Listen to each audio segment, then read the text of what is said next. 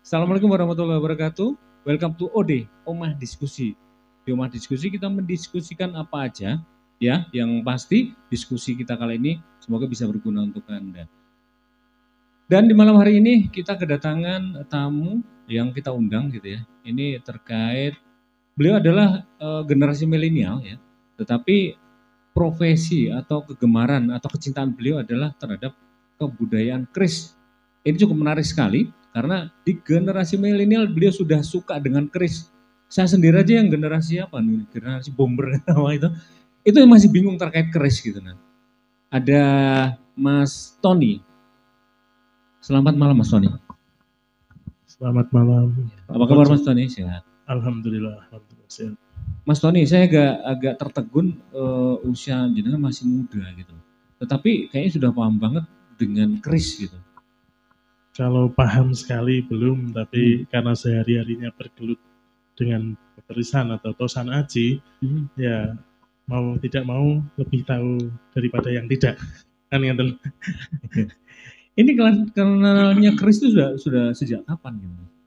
Kalau saya mengenal keris itu sudah sejak umur 5 tahun sudah, karena bapak saya selalu melibatkan saya dalam proses penjamasan pada bulan Suro. Nah dari situlah timbul kecintaan terhadap tosan aji atau khususnya keris. Boleh disuruh dulu Bapak dulu profesinya atau apa selaku bergelut dengan keris itu? Ya Bapak ini kolektor gitu? Tidak, Bapak ini PNS dan kalau keris itu tidak pandang Mas orang ini siapa, dari mana. Dari situ memiliki keris maka harus merawat juga. Nah dalam perawatannya saya dilibatkan entah itu minyai, memberi minyak ataupun dalam penjamasan di bulan Suro saya dilibatkan karena terbiasa itulah ada ketertarikan, karena ketertarikan itu ada kecintaan begitu. Tapi sejak usia 5 tahun itu sudah dilibatkan dahulu. Usia 5 tahun sudah tertarik gitu ya? Ya, tertariknya apa sih? Karena nilai seninya atau kalau 5 tahun kan mungkin mikirnya apa sebenarnya sampai tertarik kayak gitu? Tertarik latar belakangnya karena saya ini senang pedang-pedangan waktu itu. Nah, terus keris ini kan bentuknya seperti pedang. Iya. Nah, namanya anak kecil, bapak kok megangi ya, keris, saya ngikut, diusir-usir, jangan ikut karena memang kalau masih kecil kan tidak diperbolehkan untuk ikut-ikut dalam proses penjamasan atau mainan keris itu tidak boleh.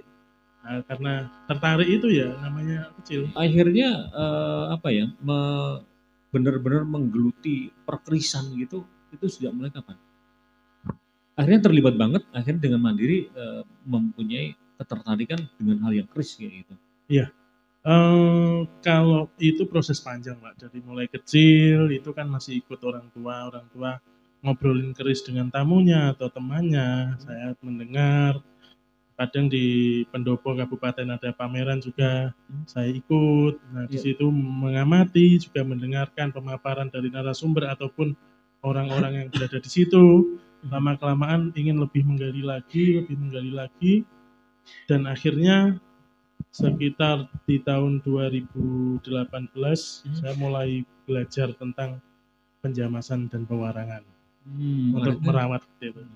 Artinya sering yang keterlibatan, kemudian seringnya mendengar informasi. Itu menarik. Ini ya. Tidak ada habisnya. Ini yang menarik gitu ya.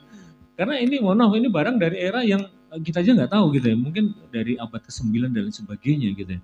Dari sisi unsur usia aja kita udah sangat menarik sebetulnya gitu Mas ya. Iya, karena yang dilibatkan bukan ilmu eksak atau ilmu pasti, tapi lebih ke ilmu ten. Bagaimana kita bisa niteni bahan ini adalah era-era ini, kemudian juga untuk garap seperti ini adalah era-era apa, itu kan memakai ilmu titen.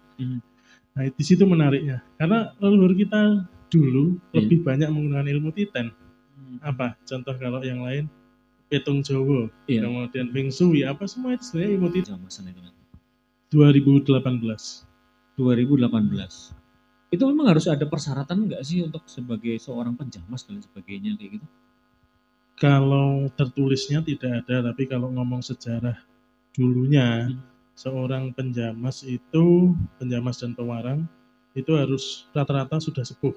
Iya. Karena lebih menep Mas, dari segi mental, emosi, psikis itu lebih menep, karena untuk menjamas dan mewarang keris itu enggak bisa kita kok suasana hati berubah-ubah, gerusa-gerusu, itu enggak bisa. Ya. Ini kan jenengan masih muda gitu loh. Iya. Dari waduh, saya aja mungkin seusia jenengan mungkin lebih banyak emosinya gitu. Iya. Itu gimana untuk menata, bisa jadi persyaratan untuk saya bisa sebagai penjamas keris kayak gitu? Kan tidak ada.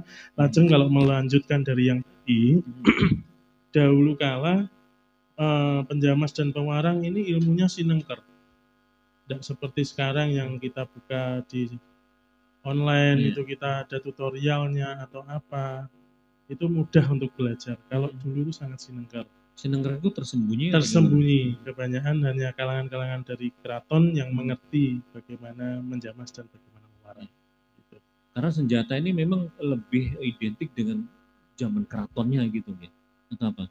Zaman kerajaan pun sudah. Sebelum ada, kalau keraton yang seperti kita tahu, seperti terdekat adalah Keraton Solo, Keraton Yogyakarta, jauh sebelum itu sudah ada. Mas, kalau jenengan dibilang bahwa jenengan adalah seorang penjamas keris, sebenarnya keris itu memang harus dijamas atau apa? Dan jamas itu sebenarnya apa gitu? Ya, kalau secara umum.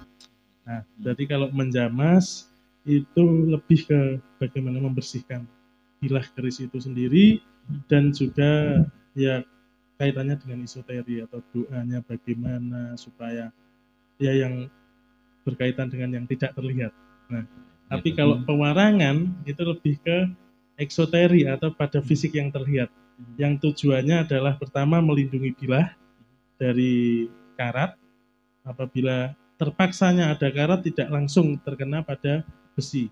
Nah, kedua, supaya kita lebih bisa menikmati daripada keindahan pusaka itu sendiri.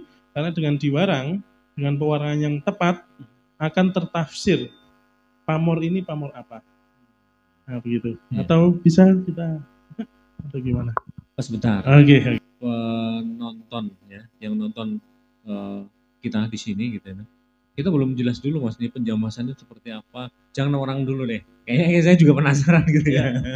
Sebenarnya kalau penjamasan sendiri, nah ini fungsinya adalah untuk menghilangkan kerak ataupun korupsi daripada keris sendiri gitu ya. Jadi tadi penjamasan seperti itu yang kaitannya dengan spiritual. Nah, lajeng kalau soal pewarangan itu kaitannya dengan perawatan fisiknya. Nah, bagaimana mewarang?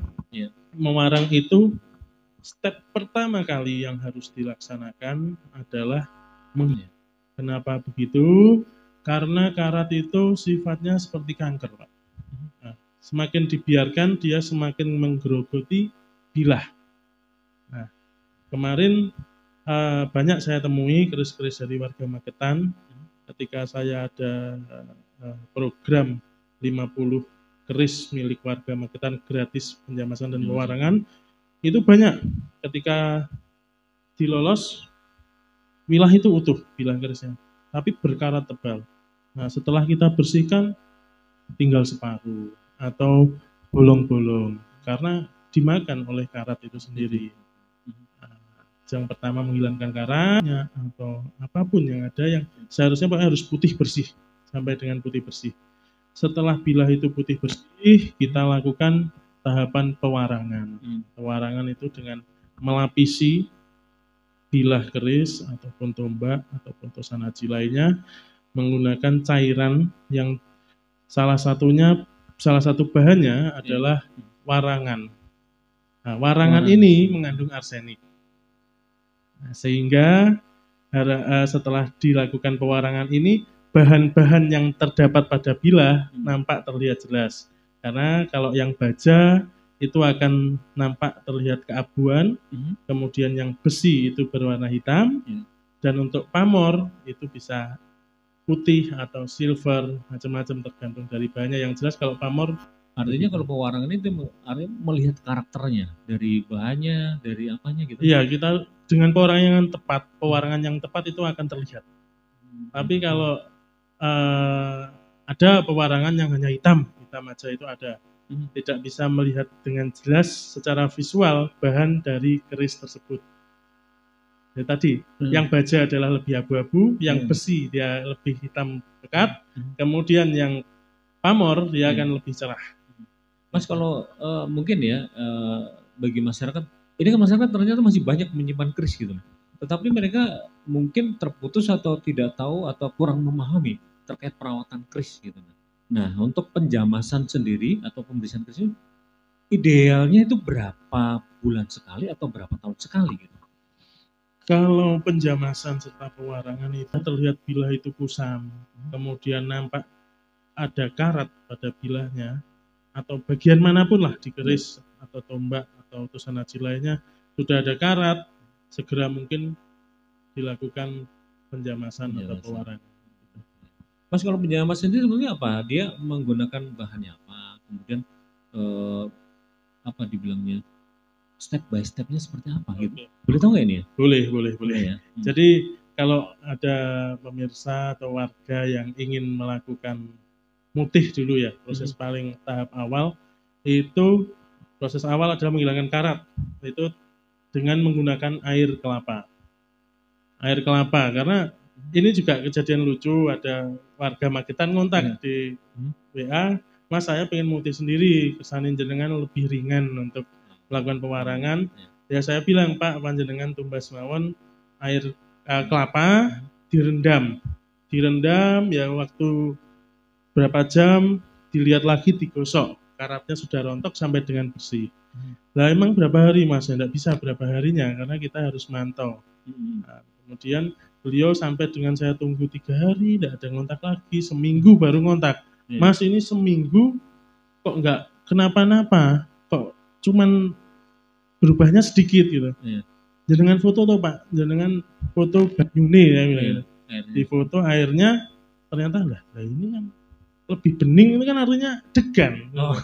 Bapak beli degan apa kelapa gitu? Degan Mas, kalau degan panjenengan unjuk mawon gitu. Artinya kelapa muda gitu ya? Iya, yang dibeli kelapa muda, tapi seharusnya kerambil. Yang sudah tua? Iya, yang sudah tua itu yang digunakan untuk menghilangkan karat. Tapi yang difungsikan adalah air kelapanya? Iya, direndam air kelapa supaya karat itu rontok. Nah, setelah itu baru dilakukan tahap berikutnya, mutih dengan cara air jeruk nipis dicampur dengan sabun colek. Nah, sabun colek apa aja ya mereknya ya? Iya, sabun colek apapun terserah, dicampur jeruk, dioles saja, dipilah. Setelah dioles didiamkan. Nanti kalau sudah menguning atau agak coklat gitu, siram air, disikat pakai abu gosok. Abu gosok, begitu terus diulang-ulang sampai dengan bilah itu bersih putih. Ini ya. Gitu. Mungkin yang harus dipelajari mungkin tahapannya sampai seperti apa gitu. Tapi artinya memang harus ahlinya gitu ya, biar tahu banget. Oh ini udah ready, ini belum gitu nah, untuk gosok terus atau apa. Iya, kembali lagi ke ilmu titen itu tadi loh. Kita udah tahu oh ini sudah hampir selesai, ini belum. Nah, makanya saya senang kalau ada orang yang ada keinginan, aku kok pengen belajar mutih sendiri gitu. Bukan kok saya merasa kerja saya lebih ringan, tapi artinya masyarakat tuh makin banyak yang tahu, karena satu lagi tidak harus diwarang, diputih pun tidak masalah, asalkan karatnya tidak ada. Nah dengan banyak orang tahu cara mutih, otomatis ketika mudah Mas sebenarnya. Karena tetapi sebenarnya untuk belajar itu sekarang tuh sangat mudah ditemukan sumbernya. Namun karena ini greget untuk nguri-nguri, untuk merawat itu belum ada, jadinya banyak keris-keris yang hanya tergeletak tersimpan di lemari. Nah itu banyak faktor, salah satunya yang saya temui adalah zaman mbahnya dulu sudah ada dawuh, orang oleh tidak boleh keris itu kok diambil dan dilolos, itu tidak boleh. Nah, juga tidak menyalahkan, karena ada budaya sinengker atau tersembunyi yang tahu duwung atau keris ya pemiliknya. Tapi ketika beliau sudah sedo, nah, anak turunnya ini jadi ditakut kan, mensakralkan itu, lantas takut untuk membukanya. Mungkin ketakutannya nanti ada apa-apa gitu. Iya, orang daerah Pelausan. Pelausan 3 keris tinggalannya mbah-mbah saya dulu. dari zaman bapak saya enggak pernah diapa-apain. Lah napa enggak dirawat?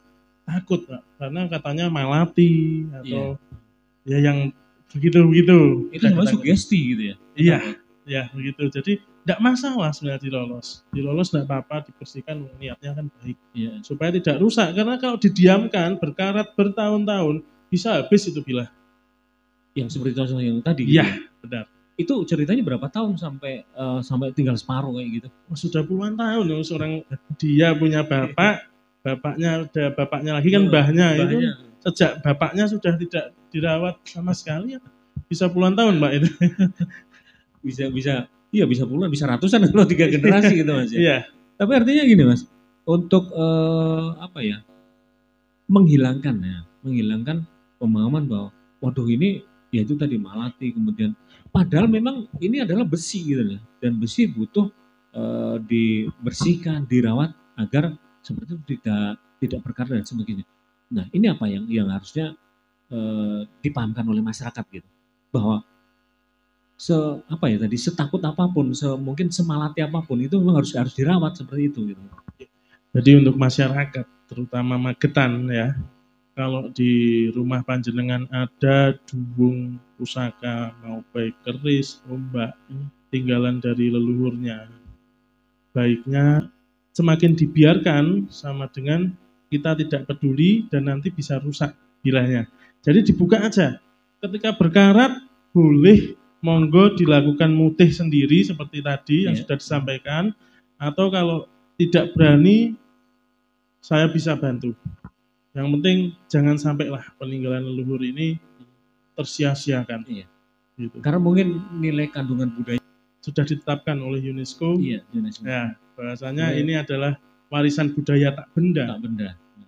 Dan saudara-saudara perlu tahu, orang di luar negeri yang bukan orang Indonesia ini banyak belajar soal keris.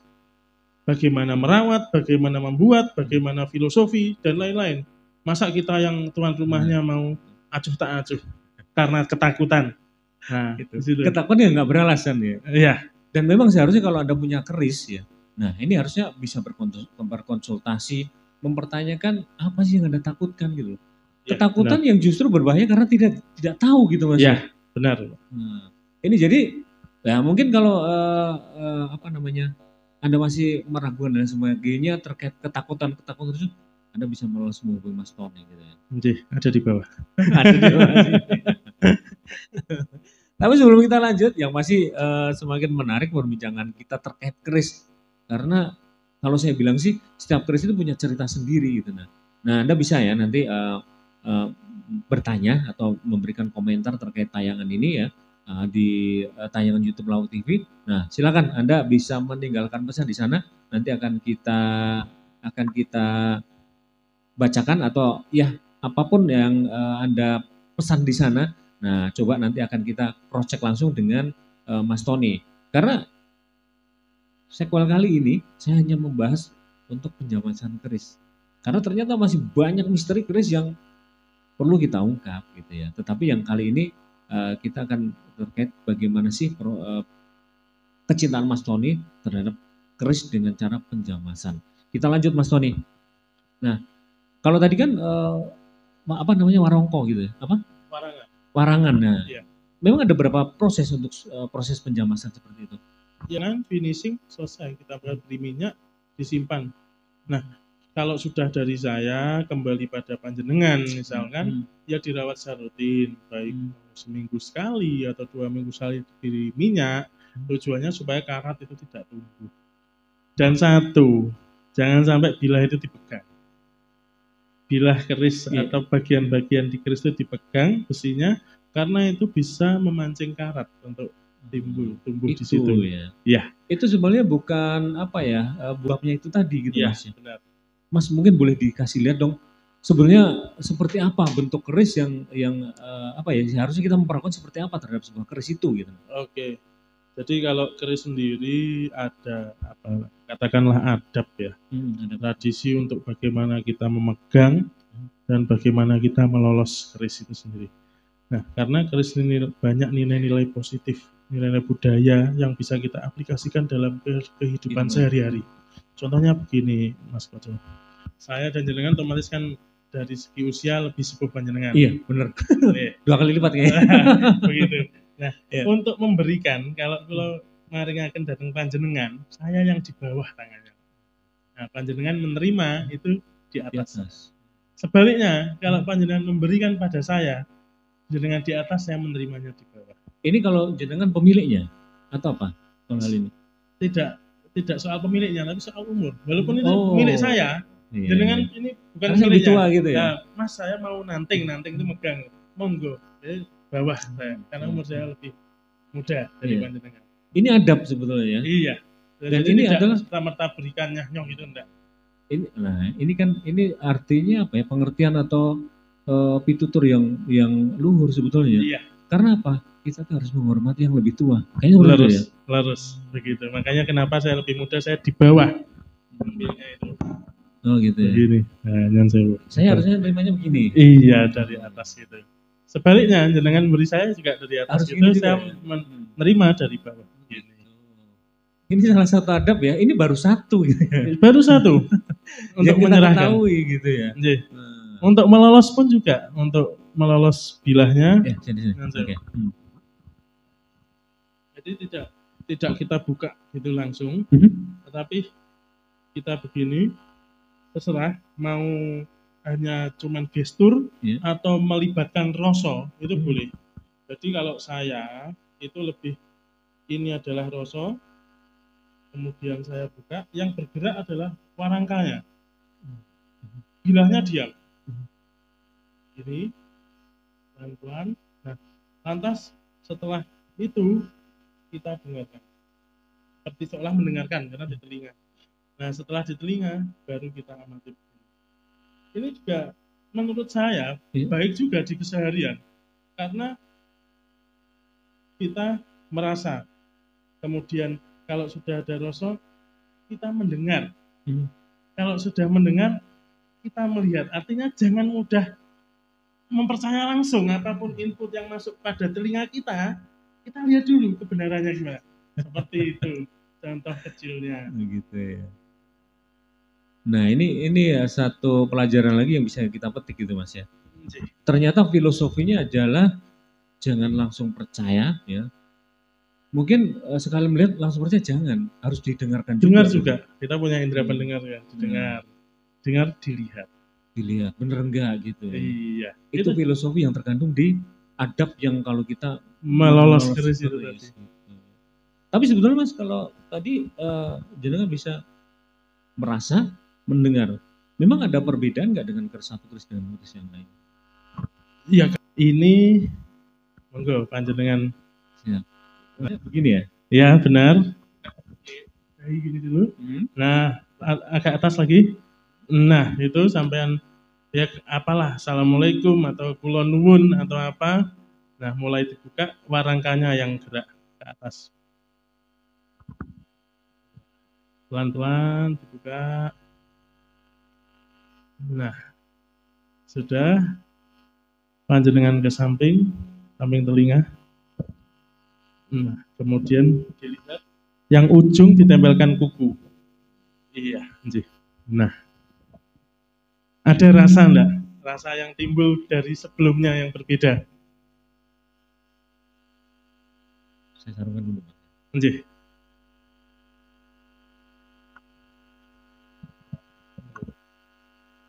Panjenengan pegang di sini, lah kalau mriki. Pripun? Saya nggak ada rasa Mas. Tetapi feel-nya gini, kayak ada tenaga magnet yang saya rasakan. Ini yang saya rasakan. Feel perasaan saya ya, sama aja nggak merasa, cuman waktu saya dekatkan ke saya, itu seperti kalau kita tahu magnet ya rasanya, ada ya tolak menolak dan ini. Nah ini saya merasakannya seperti ada tolakan kayak gitu. Feelnya seperti itu. Dan nanti tiap keris akan berbeda. Gitu ya. Dan dengan nanti kan kita mungkin ada pertemuan selanjutnya dan akan menanting banyak keris. Nanti bisa dengan sampaikan ke Adit. Oh iya benar, ternyata beda-beda. Ini karena kan awam nyuwun sewu. Nah, nanti lama-lama kan oh iya ternyata benar. Saya pun gitu Mas, dulu mosok sih gitu, mosok ya. Tapi Iya. karena saking banyaknya terus ya merasakan yang berbeda. Nggak beda kita ketemu, saya ketemu jenengan hari ini, kemudian ketemu orang lain, Iya. lainnya lagi, lainnya. Ada rasa yang berbeda-beda. Hmm. Bahkan jenengan jatuh cinta pun pada pandangan pertama pernah. Kayaknya belum deh. Oh belum, mau.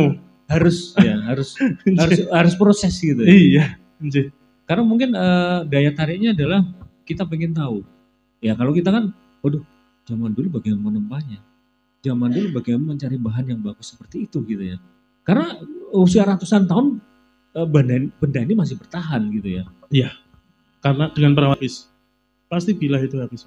Nah, nanti mungkin kalau tadi saya sempat juga merasakan gitu ya, bagaimana sih kalau saya bilang sebetulnya sugesti gitu ya. Saya sendiri sebenarnya agak halu dengan keris gitu ya. Agak halu gitu ya. Ya karena ini adalah benda tajam gitu loh. Dan di dalam pemikiran saya adalah keris-keris apalagi yang lama gitu loh. Ini adalah untuk pertahanan diri. Saya yakin deh untuk pertahanan diri di zaman dulu ya, selain bahannya yang pasti bagus, tajam gitu ya. Itu yang saya baca sih kebanyakan beracun. Karena dulu adalah untuk bertempur dan sebagainya. Itu kan untuk apa ya, pertahanan diri dulu gitu ya Mas. Pertahanan dalam kalau bertempur dalam jarak dekat ini yang paling efisien kayak gitu ya. Kalau soal racun, memang di warang ini juga ada kandungan racunnya, Mas, karena ada kandungan arsenik itu tadi. Iya. Nah, maka dari itu saya temui juga di warga Magetan, beliaunya tidak mau untuk mewarang, tapi mau diputih aja karena dari dawuhnya mbah-mbahnya dulu, ojo diwarang, jangan diwarang, kui racun gitu. Ya memang itu racun. Tapi kalau sekarang pengaplikasiannya kan keris itu lebih pada bukan lagi untuk berperang, bukan untuk perang, cuman sebagai sikepan atau piandel, yang mana saya lebih senang menyebutnya adalah doa dalam bentuk benda. Doa dalam bentuk benda. Nah, doa dalam bentuk benda. Kenapa kok doa dalam bentuk benda? Dalam proses pembuatannya ini empu ini berdoa. Nah, gitu. Artinya, nah ini saya juga baru dapat pemahaman ya terkait adab aja kalau kita kupas terlalu luar biasa gitu. Untuk menyerahkan aja, ini kita harus saling menghormati gitu ya. Yang muda harus menghormati yang tua harus menyayangi yang muda seperti itu ya. Harus. Tetapi itu tadi adabnya cukup bagus ya, bahwa yang muda seberapa status sampean gitu ya. Anda adalah di bawah karena yang lebih tua adalah yang di atas gitu ya. Nah, kalau kita lihat dulu dong Mas perbedaan ya antara bagaimana sih yang diwarang kemudian seperti apa hasilnya kalau sudah diwarang. Oh iya, yang terkait saya bilang antara bahan masing-masing akan terlihat gitu. Karena ada beberapa bahan yang bisa digabung dari satu gitu ya. Iya, benar. Di sini. Di sini kameranya. Kamera boleh dekat dong. Nah, langsung ke bilahnya langsung. Iya. Kenapa aja dipilah ini? Saya lihatnya sih hitam sama putih, apa agak keabu-abuan gitu. Hitam sih, agak keabu-abuan sama putih gitu. Ya, benar, berarti ada 3 bahan yang berbeda kan. Nah, yang putih cenderung cerah itu adalah pamor. Bahannya bisa macam-macam, ada meteorit, ada nikel, macam-macam. Yang pasti kalau pamor dia lebih cerah dibanding bahan lainnya. Kemudian yang hitam pekat, jenengan kan sebutkan tadi ada hitam. Hitam itu adalah besi. Dan yang lebih muda lagi ada keabuan, jenengan sebutkan juga, itu adalah baja. Dengan dilakukan pewarangan yang tepat, itu akan terlihat jelas bahan apa saja yang ada dalam bilah keris itu. Contohnya ini. Kalau bedanya kalau diputihkan kayak gitu, cuman putih aja atau gimana? Putih saja. Oh gitu. Nah ya putih sesuai namanya. Gitu. Ini bolak-balik sama. Ada abu-abu, kehijauan, ada hitam pekat, ada yang lebih cerah putih. Mas, kalau ini kan 3 warna, ini artinya kita lihat bahan. Ya. Ini bahannya apa dari sisi warna gitu. Ini kalau alur-alur atau ini memang ada mengandung makna atau apa? Ya, yang alur dengan sebut yang berwarna putih itu adalah pamor, Mas.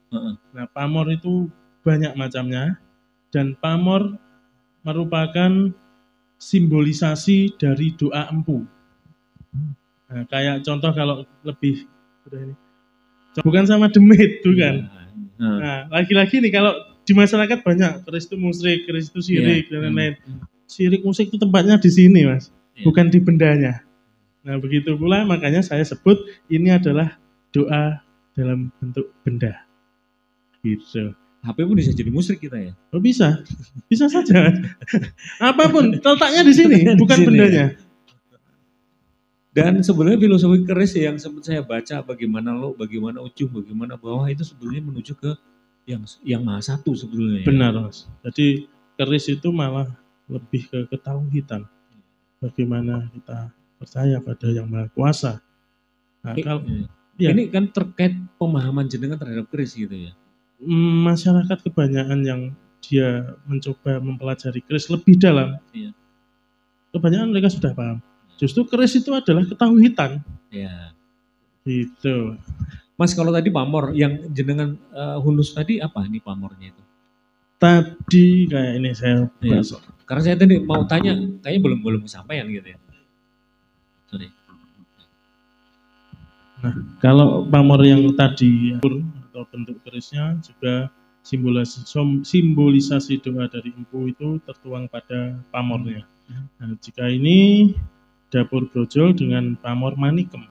Manikem dalam bahasa Indonesia itu kan permata. Nah, ini adalah simbolisasi doa dari sang empu tentang kerezekian. Namanya permata itu kan memiliki nilai ekonomis yang tinggi, sehingga diharapkan pemiliknya mampu untuk mendapatkan rezeki yang lancar, diberkahi Gusti Allah untuk mendapatkan rezeki yang lancar gitu. Ini simbolisasinya doa yang ada di sini gitu. Iya. Nah, lain lagi, beda keris bisa beda pamor juga. Nah, ya. Ini ada perbedaannya gitu ya. Iya. Ya. Jadi seperti ini kalau kita lihat, ini seperti air kan. Iya. Nah, air ini namanya pamor toyo mambek. Toyo mambek kan air yang menggenang. Air yang menggenang. Nah, sama juga ini doa empunya adalah untuk kerezekian, terutama supaya rezeki-rezeki yang didapat dapat tertampung atau tidak lari kemana-mana. Namanya mambek kan di situ-situ aja. Nah, tidak lepas yang nggak jelas. Nah, kadang kan kita ada di situasi yang rezeki itu mengalir deras, tapi tidak wujud apa-apa. Nah, di situ ada juga harapannya supaya rezeki yang didapat ya berwujud dan alokasinya itu jelas. Ini yang dibilang tadi ya, bahwa keris adalah bentuk doa dari sang empu gitu ya. Dan dia juga minta, padahal itu adalah adab. Ada filosofi yang kita jaga gitu ya. Kayak Mono ya, dengan gini. Ini bukan menyembah keris gitu ya sebetulnya. Bukan kan kita merasakan, lihat, sudah ada mengejat sesuatu kan. Nah, seperti itu. Seperti pemahaman mereka bahwa melihat, mendengar, nah ini yang sebenarnya dipraktekkan oleh mereka, nggak dari, cuma lihat doang gitu. Iya. Tapi belum mengetahui dari para pelakunya lebih gitu dalam ya. Lagi. Artinya begini, para pemirsa Laut TV, kita untuk bisa memahami ya apa yang dilakukan oleh pecinta keris dan apa yang terdapat di keris gitu. Nah, kita memang harus melihat, selain melihat kita harus bertanya kepada yang memang memahami keris tersebut gitu ya. Terutama kalau pecinta seperti jenengan dan lain sebagainya, seperti itu Mas ya. Mas, kalau ini Mas terkait penjamasan ya. Nah, kita kembali ke penjamasan ya. Ini memang dilakukan paling afdol setiap di bulan Suro atau di bulan lain kita juga boleh gitu. Penjamasan kalau menurut tradisi, kapan dibutuhkan pewarangan. Nah, tadi seperti yang sudah disebutkan, kapan dibutuhkan pewarangan, yaitu satu ketika ada karat di situ. Karat kok dikasih perlu dilakukan pewarangan. Atau kusem, itu kalau soal estetiknya, soal keindahannya, kusam kan kurang menarik. Nah, artinya perlu juga dilakukan pewarangan. Tidak harus pada waktu bulan Suro. Tapi ini sedikit realitanya di masyarakat, mereka masih menganggap dua hal itu tetap dilakukan di bulan Suro. Ya. Efeknya di orang-orang seperti saya yang menjamas dan mewarang itu kewalahan, Pak. Tiap bulan Suro. Kewalahan menumpuk sampai tahun lalu ada sekitar 500 keris menumpuk. Dan itu nggak bakalan selesai dalam 1 bulan gitu ya? Ya, itu seharusnya tidak karena tapi juga susah juga masyarakat Heeh. kadang tidak bisa jauh lama-lama dengan Iya, kerisnya. iya. Mas nang cepet, nang cepet, nang cepet. Lah, kita yang kewalahan. Artinya di sini saya mengajak ke panjenengan sedaya pemirsa Hmm. jika ada keris di rumah satu baiknya tetap dirawat. Jangan takut yang malati atau apa. Iya. Dirawat, dicek kalau memang tidak berkarat diminyai. Kalau sudah berkarat segera lakukan pembersihan karat mutih. Kalau mau diwarang bisa diwarang. Nah, kedua, jangan lakukan perawatan hanya pada bulan suro. Iya, iya. Hmm. Nah, nanti kalau pada bulan suro aja, bisa aja sebelum suro itu sudah tumbuh Sudah. karat. Iya. Tidak diminyai rutin, tumbuh karat. Hmm. Terus ketiga, kalau jenengan hanya terfokus di bulan suro, ngirimkan pada pewarang profesional, Iya. itu bisa memakan waktu lama karena antriannya Antriannya banyak. panjang. Gitu. Mas mungkin kalau gini Mas, mungkin ya peninggalan Mbah Buyut atau apapun gitu.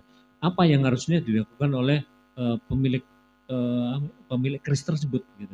Mungkin pesannya jaga ini Le gitu kan. Iya. Tetapi dari sisi pembangunan mereka nggak mampu. Waduh ini meranti dan sebagainya Iya, gitu. iya. Nah ini apa yang harus dilakukan gitu? Kalau benar-benar tidak berani, adalah pemirsa yang mendengar ini tidak berani untuk melolosnya, membuka atau membersihkannya, monggo saya bisa bantu kalau mutih.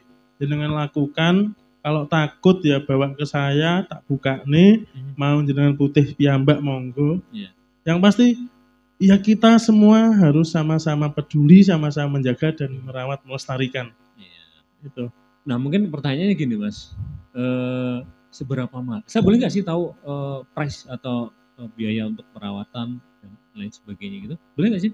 Atau ini rahasia dapur? Enggak juga. Jadi gini Mas, kalau ngomong harga itu relatif karena ya seperti halnya dokter gitu Pak. Iya.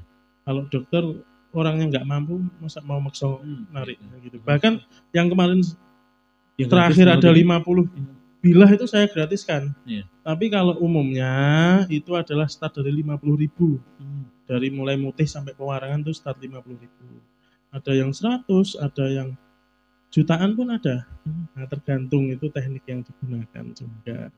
Jadi untuk jenengan, pokoknya kalau ada pusaka aja takut untuk mewarang atau membersihkan, hubungi saya, enggak punya biaya, jangan khawatir, terus terangai. Iya. Yang penting pusaka tinggalan leluhur panjenengan terselamatkan. Terselamatkan. Kalau nggak tahu nanti ya, nanti bisa konsultasi deh di bawah ya, di komen di bawah nanti kan akan kita balas dan akan kita langsung sambungan dengan Mas Tony gitu ya. Mas Tony, ini kan saya cerita tanya terkait pengalaman gitu ya. Nah pengalaman tentunya saya yakin bejibun pengalaman jenengan itu untuk membersihkan gitu ya. Ini kan kalau mungkin dicuci sekali dua kali, ada nggak yang susah banget dibersihkan sampai berkali-kali kayak gitu? Nah itu Mas, kembali lagi warisan budaya tak benda itu kan artinya kalau benda terlihat, berarti ada sesuatu yang tak terlihat juga. Nah itu pun saya pernah mengalami. Ada yang unik-unik, contohnya kita ketika melakukan pewarangan menggunakan cairan pewarangan itu tidak hanya satu bilah, bisa 5, bisa 7, bisa 10 ya, jadi satu. Nah, ada satu bilah yang kalau dicampur dia tidak akan naung, jadi nggak akan bersih atau apa? Nggak akan ada pewarangannya jadi hitam abu-abu putih itu nggak ada. Nggak keluar warna kayak gitu. Iya, gitu ya? tidak keluar. Dicoba beberapa kali, tetap begitu. Akhirnya ya kita mohon petunjuk lah yang Maha Kuasa. Ini bagaimana toh? Gitu. Namanya kita juga bekerja, inginnya juga cepat. Nah, kadang ada kayak apa ya, sugesti diri yang oh itu disendirikan. Nah, kita ikuti, ya jadi akhirnya. Ya. Nah itu kan takayul tapi terjadi gitu loh. Artinya mungkin apa ya dia bilang, dia mintanya yang service only. VIP dia. VIP ya benar. Minta sendiri, tidak mau campur lainnya. Ada. Padahal banyak sama gitu ya. Benar. Ada lagi dia milih hari itu ada. Bila harus milih hari, sudah hari ini diwarang nggak bisa, besok nggak bisa, besoknya lagi nggak bisa. Nah itu kan kita juga aneh. Iya. Orang yang lainnya bisa, itu kan nggak bisa. Iya. Disendirikan tetap nggak bisa, campur lainnya juga nggak bisa. Semakin tergelitik Iya. ininya, ini kenapa? Akhirnya ya itu tadi, kembali lagi ke Yang Maha Kuasa. Sambatnya mana lagi sih kita kayak Yang Maha Kuasa ini kenapa begini.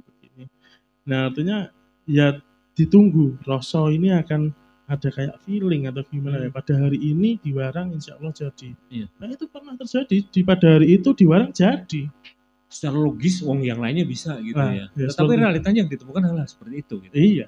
Akhirnya kita juga belajar gitu ya. Iya. Oh, ada juga beberapa mungkin dari bahan atau apa kita kayaknya belum tahu ya. Dengan hal itu dia nggak mau disamakan dengan yang lain. Nggak bisa, logiknya nggak nyampe gitu loh. Karena yang lainnya bisa, itu sendiri nggak bisa. Itu faktor X. Artinya dengan semakin menggeluti keris ini, apa yang jenengan rasakan selalu menggeluti keris ini? Kalau yang saya rasakan happy pasti Mas. Karena saya merasa saya cinta. Kalau namanya cinta itu ya katakanlah sengsara aja tidak rasa sengsara sudah. Karena kecintaan itu. Karena kecintaan rasa penasaran makin tinggi gitu ya. Iya, makin ini kenapa. Dan setiap satu keris juga berbeda-beda dari bahan, dari tahun pembuatan. Ini yang memancing kita untuk semakin lebih tahu gitu ya. Iya, jadi sambil mutih, sambil mewarang itu kan mengamati satu-satu. Oh ini bilahnya seperti ini, wah ini ibarat lukisan lah. Lukisan kan pelukis masing-masing punya ciri khas tersendiri. Nah, karena saking setiap hari melihat, memegang, kita jadi senang untuk lama-lama hafal gitu ya. Oh begini, oh ini empuk inilah kira-kira, oh ini kira-kira era ini besinya bagus, ini pamornya bagus, ini garapnya bagus. Banyak sekali variabel. Mas, mungkin kalau ini akhirnya karena saking lamanya ya. Udah berapa tahun sih Mas menggelut ini? Ada 30, 20 tahun? 20 tahun. Kalau mewarang 5 tahun. 5 tahun ya. Iya. Tapi prosesnya berapa tahun dari 5 tahun itu? Dari usia 5 tahun sudah bersentuhan dengan keris gitu. Oh kalau itu, kalau tertarik keris itu sejak usia 5 tahun waktu masih kecil ya. Kurang lebih 25 tahun ya. Ya. Lebih ya. Ya. Mas, selama ini ada nggak, kalau mungkin kita tahunya ya, apa ya, kalau produk gitu ya, produk itu kan ada stempel, ini bikinan pabrik A, pabrik B. Nah kalau keris sendiri ada nggak sih ciri khas, oh ini bikinan sana, ini bikinan sini kayak gitu? Itu ada yang bisa diidentifikasi, ada yang tidak. Mengingat budaya leluhur kita adalah budaya tutur, bukan budaya pencatatan. Nah, gitu. Dokumen ya, iya. dokumentasinya enggak dituturkan. Tutur, budaya tutur. Nah, untuk mengetahui yang seperti produk ini pabrik mana, itu bisa berdasarkan pengamatan. Jadi, tapi tidak mutlak. Karena namanya orang mengira-ngira, itu ya bisa ada salahnya, ada mungkin orang lain berpendapat beda gitu. Tapi yang mesti bisa kita memperkirakan, oh dengan bahan ini adalah era ini. Dengan teknik ini adalah era ini. Karena kita runut perkembangan teknik pembuatan kerisnya atau bahan-bahannya kan, seperti besi sebelum ada pabrik besi berarti era tahun apa, itu kan kita bisa meraba. Kalau ini besinya adalah besi pabrikan berarti setelah era ini, ya seperti itu kira-kira. Di zaman saat ini masih ada empu nggak sih yang di Magetan sendiri? Masih, justru Magetan ini beruntung sekali. Tidak semua daerah memiliki empu. Kalau Magetan ini punya empu, 2 empu yang di kancah perkembangan. Iya. Ini kan saya mancing. Iya. Ini artinya saya juga lagi mancing untuk penonton ya yang menonton tayangan kita hari ini gitu ya.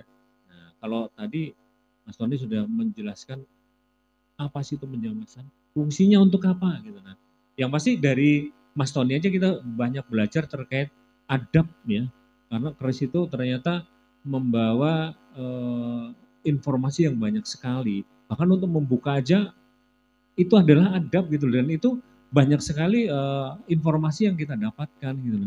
Dan itu tadi, sekarang Anda kalau memikirkan bahwa ini mitos, nah Anda juga harus menggali informasinya karena informasi cukup bagus sekali.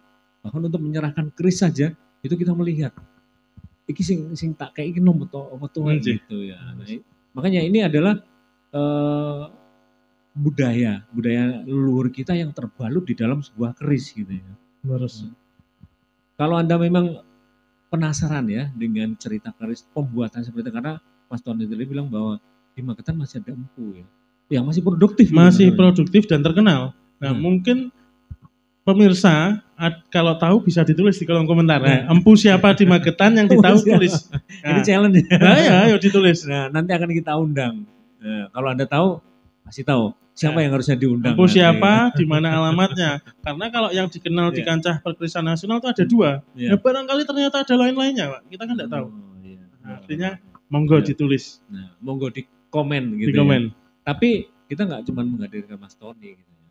Mas Tony sudah kita tahu tadi bagaimana beliau adalah penjamas, namanya penjamas gitu Mas ya. Penjamas dan pewarangan. Penjamas pewarangan keris gitu ya. Dan itu ternyata profesi langka loh. Apalagi di usia Mas Tony masih muda gitu ya. Nah, ini beliau ini aset marketingnya cukup langka juga. Tapi ada yang mau dikatakan Mas Tony? Yang dikatakan ya karena kemarin sudah ada banyak interaksi dengan warga Magetan yang mau disampaikan untuk panjenengan yang ada di rumah tinggalan keris, dirawat itu aja, karena orang luar Indonesia itu pada semangat untuk belajar mewarangi, belajar menjamas, belajar membuat keris, membuat warangka, mereka semangat. Terus juga ini adalah kebanggaan kita bersama karena sedari dulu leluhur Nusantara itu memiliki keunggulan dari soal teknologi pengolahan besi, baja, pamor menjadi sebuah keris, tombak, itu teknologinya jauh lebih maju daripada lainnya. Maka dari itu kita patut berbangga, kalau sudah berbangga mari kita rawat dan lestarikan. Iya. Tapi yang pasti bukan Mas Tony aja, ada pecinta keris yang satu ini, dan saya yakin Anda kenal, kita nanti panggil sebentar ya.